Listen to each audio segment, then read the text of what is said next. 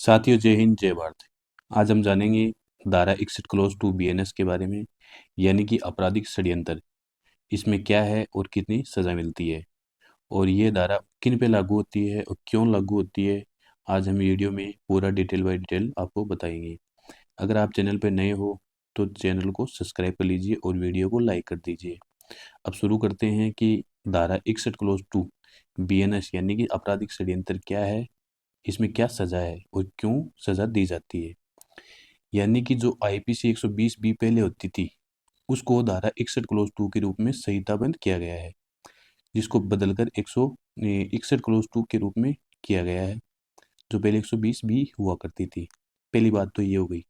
120 B जो IPC हुआ करती थी धारा, उसको धारा 61 क्लोज 2 बीएनएस के तहत गंभीर अपराध के लिए षड्यंत्र के लिए उस व्यक्ति को उतनी सजा मिलती है जितनी उस अपराध के मुख्य अपराधी को मिलती है। यदि षड्यंत्र किसी अन्य अपराध के लिए है जिसमें 2 साल से कम की सजा है, तो षड्यंत्रकारी को 6 महीने तक की कैद या जुर्माना या दोनों दोनों भी हो सकते हैं।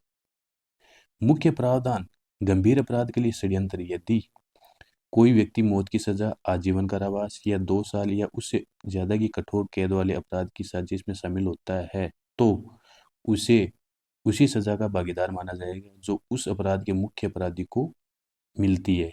यानी कोई अपराध कर रहा है और आपने उसकी मदद की तो आप भी उसमें भागीदार होंगे। अन्य प्रावधानों के लिए षड्यंत्र: यदि षड्यंत्र किसी ऐसे अपराध के लिए है जिसमें 2 साल की कम की सजा है, तो षड्यंत्रकारी को 6 महीने तक की कैद, जुर्माना या दोनों से दंडित किया जा सकता है। यानी जो षड्यंत्रकारी है उसको 6 महीने की कैद हो सकती है और जुर्माना और दोनों। आपराधिक षड्यंत्र की परिभाषा: यानी कि भारतीय दंड संहिता की धारा 120 ए जो पुराने समय में होती थी, अब एक 61 क्लोज 2 बीएनएस हो गई है। यानी 2 या 2 से अधिक व्यक्ति किसी अवैध कार्य को करने या ऐसा कार्य करने के लिए सहमत होते हैं जो अवैध है, तो वह आपराधिक षड्यंत्र कहलाता है। और उसमें कोई किसी की भागीदारी करता है तो वो भी उसमें शामिल माना जाता है। अब आप समझ गए होंगे कि धारा 61 क्लोज 2 बीएनएस क्यों लगती है, कब लगती है और इसमें क्या प्रावधान दिया गया है। अब मैं आपको मेन पॉइंट बता देता हूँ कि कोई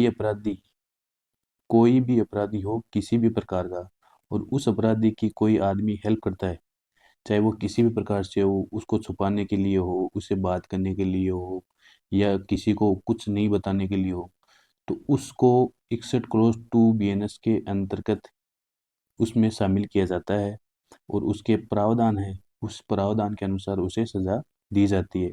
जो पुराने समय में आईपीसी 120 बी हुआ करती थी, उसे ही रिप्लेस करके बीएनएस का नया रूप दिया गया है, जो धारा 61 क्लोज 2 बीएनएस बोली जाती है।